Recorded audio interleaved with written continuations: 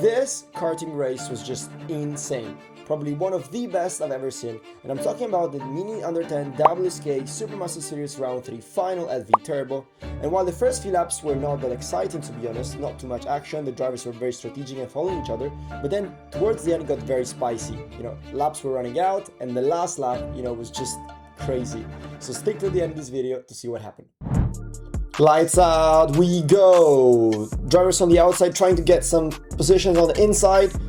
Oh, pretty smooth into turn 1 and 2. We're going down to turn 3.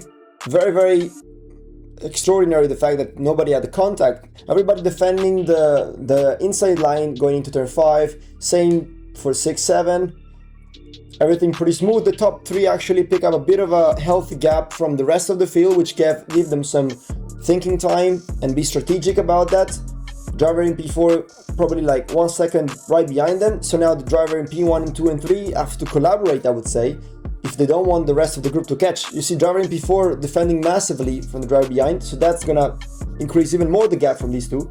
The top 2 actually pick up a slightly bit of a gap from the driver in P3, and now it seems like this race is going to be a strategic one all down to the last couple of laps, and you'll see the action. That was quite crazy. I was there, and it was a very, very enjoyable race to watch. So heading down into turn 1 for lap 2.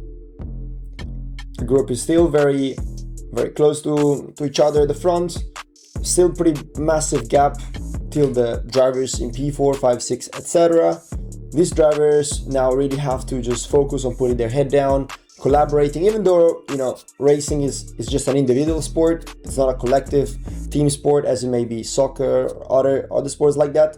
Everybody thinks selfishly for themselves, but in these kind of cases, it actually makes sense to collaborate so that you at least assure yourself a spot on the podium, and then it's just gonna be a matter in the last lap or two to define which places of the podium will be for each driver. But in this case, being strategic and using the head really allows them to break away, at least guarantee themselves coming home with a trophy. So the race seems pretty boring at this stage, not too much action, so let's skip it to when it gets. So now Sasha Mira gets the lead, went for a dive bomb into the carousel. It's lap 4 of 10, still pretty long race to go. He went from P3 to P1 in a matter of 1 lap, which was pretty strong from himself. And now it's all about trying to put the head down and ideally pulling away from these two. But in this category, Mini on the 10 as well as GR3, it's very, very difficult to pull away.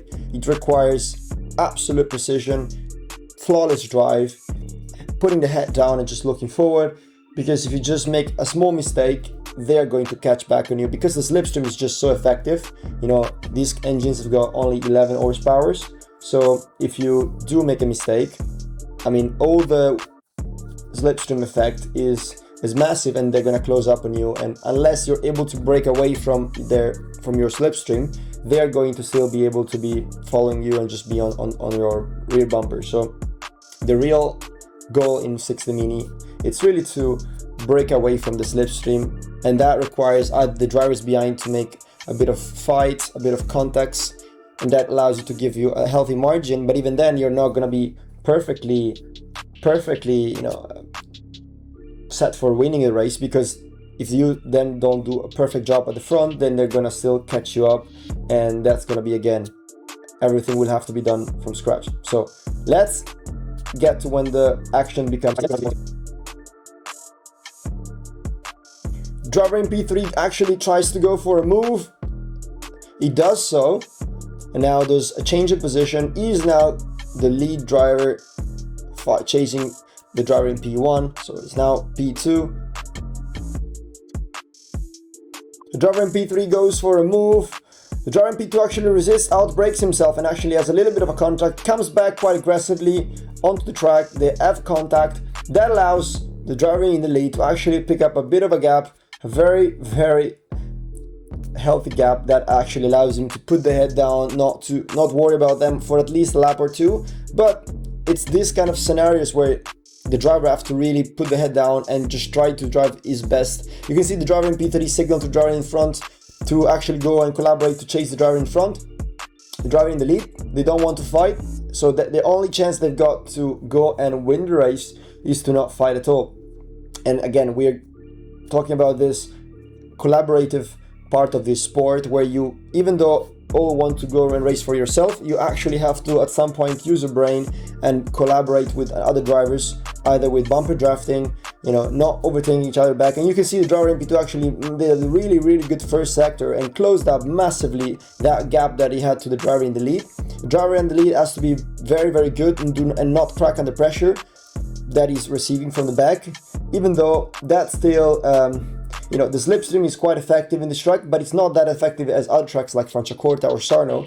So it was quite extraordinary, this recovery from the driver MP2 in this single lap. I think he gained like up 4 or 5 tenths. So in this lap, the driver MP2 did an extraordinary lap. And now it's the second lap of the race, you know? You really want to nail this one and not make big mistakes, because otherwise you're going to be on the back foot. And he goes for the inside, goes over the curb, completely sends him off the track on the edge of the regulation, I would say, and drives himself a bit wide, to be honest, and gives actually, yeah, that was not a very good overtake, because he then got switched back by the other driver. And now again, he went from P1 to P3, and now he has to do everything from scratch, and he's actually defending from the driver right behind him. So again, 1 lap and a bit to go. Driver P4 takes a great slipstream, dives bomb here in the carousel, probably the most satisfying corner of the track. And now we go with 1 lap remaining, everything to play, 4 drivers fighting for the win. Let's see who's gonna come out on top. What a great last lap is going to be. Now, going into turn 2, 3, there, it's all about setting up turn 5, because this turn 5 here is the major overtaking spot, but it's really hard. Driver MP2 actually tries to go around the outside, but it didn't really work. Of course, it's very hard to make it work. Maintains his speed too. Driver MP3 got switched back around the outside. That was not ideal. It's always a matter of you know, trying to get one position, but also not to lose that position. So when you're in these racecraft battles, you have to really be intelligent and try to place your odds effectively. And now here we go again. Driver P4 makes a massive overtake around the outside. He's gonna get P2. Is he gonna get P3? Oh, big contact, and P2 goes for P1. That was a great move. What a send. That was crazy overtake in the last lap of the race, and he goes to take his win, actually second in a row. What a race, what a final lap, unbelievable.